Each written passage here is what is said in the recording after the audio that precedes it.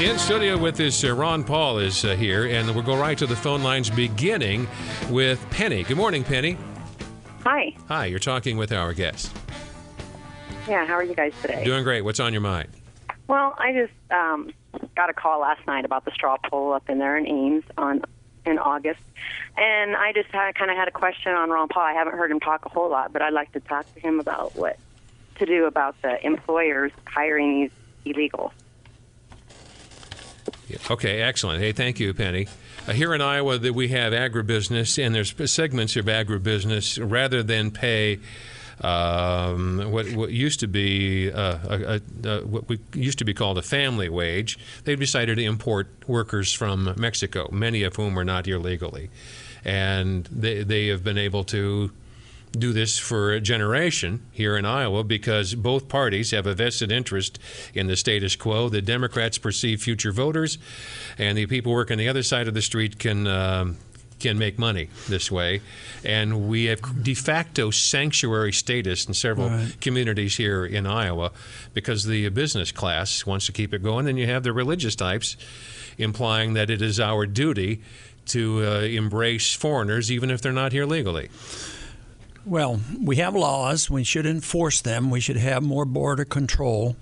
I think it's a shame that we're all around the world and we worry more about the border between Afghanistan and Pakistan, which is undefinable, and that those resources should be here enforcing the laws to prevent the people from coming in illegally. And I think that would be a giant step in the right direction.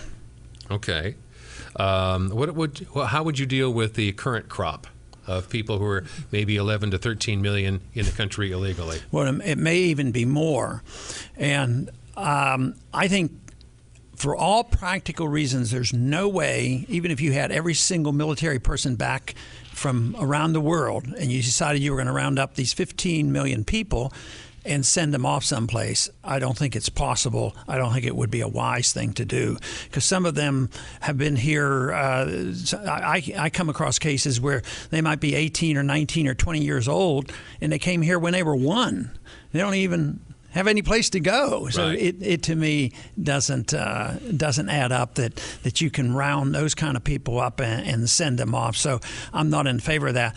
I do have a little bit of reluctance on putting the burden on the businessman because, you know, in Texas, when the economy was better, I had as many people coming in looking for workers. Why can't we get? Nobody would work. A lot of Americans wouldn't work, and they were looking for workers. Others say, you know, keep them all out. But I don't think the businessman has to be the policeman. You know, how can he be absolutely sure?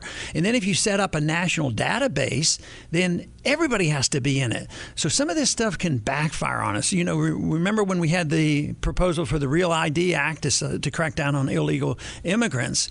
Well, it was going to crack down on the American citizens as well. And so we have to be very careful on how we do it because we have to think there's the potential of some of these laws affecting American citizens too. So when you tighten up on the borders, and really, really tight, you may be preventing American citizens from freely traveling in and out, which has already happened. I mean, it used to be, I've lived on both borders, Canadian borders and Mexican borders, and in the past, it was always easy to go back and forth. Now, we can't even go to Mexico or Canada without a passport. So it's a sad situation, but I think the most important thing we could do is to have more border protection to enforce the law, but I think you could discourage a lot from coming by having no federal mandates.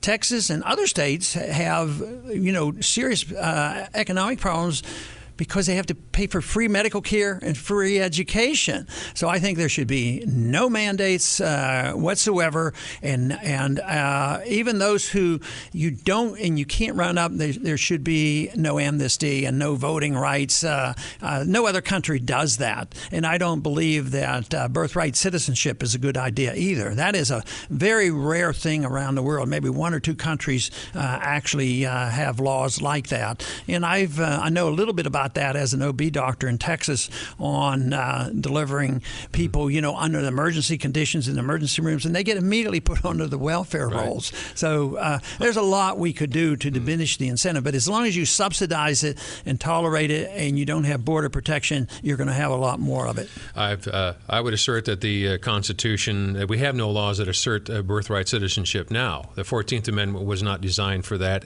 The guy who wrote it says this, of course, does not apply to the children of foreigners, but that sort of has gotten lost in the debate. You're right about that. This is Scott. Good morning, Scott. Good morning, Jan. Thanks for taking my call. You bet. I had a quick question for your guest there. Okay. There's a small group of congressmen. Oops, we can't hear you, Scott. You're dropping off on us there, bud. Can you hear me now? Yes, go ahead, real fast. Okay. They're trying to get Glass-Steagall reintroduced. Is Ron involved in that, and is he behind it? Well, this is an important question, but it's not easily answered, because when they went to repeal Glass-Steagall, I voted against it. And a lot of people liked it because they think the problems were created by not having Glass-Steagall, and the banks were allowed to do a lot. In a free market, though, banks would be allowed to do a lot of these things. The reason I voted against it is it invited a moral hazard, in the sense that if banks got into trouble and started investing in other things, they would be encouraged to do more than they should, because they'd be backed up by insurance, FDIC. Right. So to me, it was putting a greater burden on the taxpayer. So I'm opposed to it under today's circumstances. But in theory, on the free market, no, there shouldn't be any regulations on that, but there should be no taxpayer's obligation to take care of them when they mess up and get into trouble, and no bailouts. Yeah, just my phrase is, do what you want, don't send me the bill. There, that's good summary. All right. You and Barney Frank had an unusual odd couple moment last week, I think it was. You introduced ending the Federal Marijuana Prohibition Act of 2011. Now, they're now calling you guys the Doobie Brothers. Well, I don't know exactly what that means. But on this issue of states' rights, Barney Frank happens to be right. But he was also helpful to me in getting the bill passed in the Congress to audit the Federal Reserve. But this doesn't legalize anything, this bill.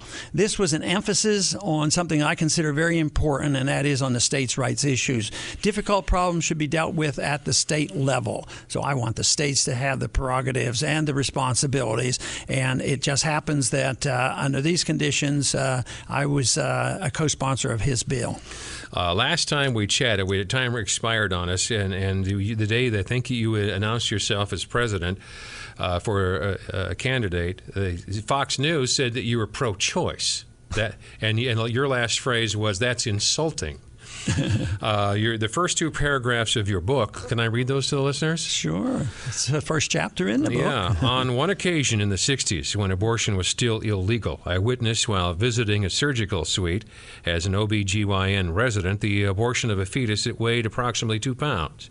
It was placed in a bucket, crying and struggling to breathe, and the medical personnel pretended not to notice. Soon the crying stopped. This harrowing event forced me to think more seriously about this important issue. On the same day, in the OB suite, an early delivery occurred, and the infant born was only slightly larger than the one that was just aborted. But in this room, everybody did everything conceivable to save this child's life. My conclusion that day was that we were overstepping the bounds of morality by picking and choosing who should live and who should die. These were human lives. There was no consistent moral basis to the value of life under these circumstances. That's a very powerful observation. Yes, and obviously it had an impact on me. And in that chapter, as well as another book that I wrote on abortion, I make a comment about when I was in medical school, we never talked about abortion. The subject was never discussed. I was in medical school from 57 to 61. But it was during the 60s that the morality of the country changed, with the war going on and drugs being used and abortion being done wholesale against the law, that I make the point that the morality of a society has a lot to do with the legislation. The legislation was bad and Roe versus Wade was bad, but that's not the basic flaw. The basic flaw is within us, in the morality of the people that encourages these laws. So the Supreme Court literally was responding to what the people were doing wholesale. But I've often talked about one way that I was able to help a lot of young women who wanted abortions was the use of the ultrasound. And Bernard Nathanson, who had done 65 or supervised 65,000 illegal abortions in the 60s, became right to life when he saw the ultrasound. And this fetus, even when very small, has a heartbeat and movement and fingers and toes. He couldn't do the abortions anymore. I thought that was pretty fascinating. And you also say Roe versus Wade does not need a constitutional amendment. All it needs is a vote.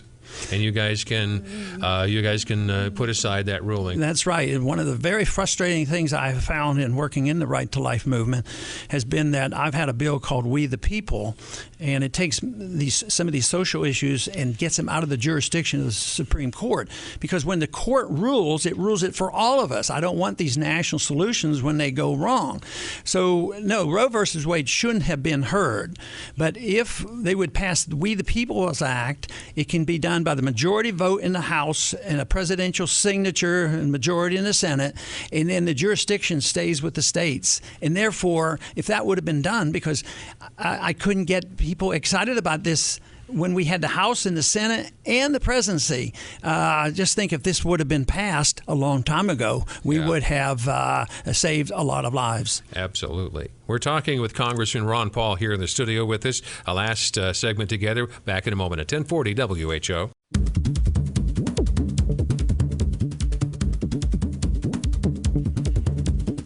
Congressman Ron Paul is here in the studio with us. He's running for the presidency, and you have your own funds. Some of the so-called front runners are already having money problems, and some of the guys who are high profile have already sort of dropped out, and staff has left, and they've lost people. You're pretty well funded, aren't you?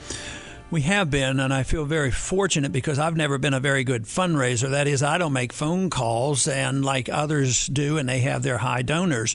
That over the years, it's been spontaneous. It was especially so in the last presidential election, and it is occurring this time that usually the grassroots decide, well, let's show a sign of support. I think the most fascinating sign of support, even though we had one day where we raised $6 million before, and during the last campaign, my wife and I were celebrating our 51st wedding anniversary, and they said, well, let's send Ron, everybody send him $51 to help their anniversary celebration. They raised over $1 million just for that. so no, that's the kind of fun. But that also... They didn't go to Tiffany's, did it? No, I did not. Not quite. Just checking. But no, that really gives me a lot of encouragement when not only do we get the volunteers, we don't have to worry about paying for the people who are full-time workers because the money has generally come in very well, and I appreciate it. There's three fairly well-funded candidates in this race right now. It'd be Romney. He's just well-funded because of his own money. Michelle Bachmann, because of her congressional race, contested race in Minnesota. A lot of money came in to support her. She's using a lot of that in her presidential race. And you guys are the money bags of the race. That gives you guys some staying power, right? I would think so, and I think the greatest staying power are the issues themselves, and that's where I think that we're doing very well, and that's the reason people send money. And when it comes down to the Federal Reserve issue, the states' rights issue, the war issues, and really the personal liberty issues, when you think about what's happening at our airports and what has happened with the Patriot Act, people who have caved in and supported the Patriot Act, which means they don't understand the importance of protecting the Fourth Amendment. And that has a lot to do with what's going on with the probing and the prodding and the X-rating at airports. So I say those are the issues which are driving our campaign and why our numbers of volunteers are growing. Today at noon, Embassy Suites is going to have a meet and greet today. The public is invited to this. Absolutely. That's today at the Embassy Suites in about an hour from now. Embassy Suites is 101 East Locust in Des Moines. You can get here. You'll get a chance to meet and greet Congressman Ron Paul yourself. And the website, congressmanronpaul.com. What is Ron Paul 2012. ronpaul2012.com. Thank you for your time this morning. Thank you very much for having me. We come back, just the two of us. After the top of the hour, we'll have some open line time for the rest of the morning, right here on 1040 WHO Radio.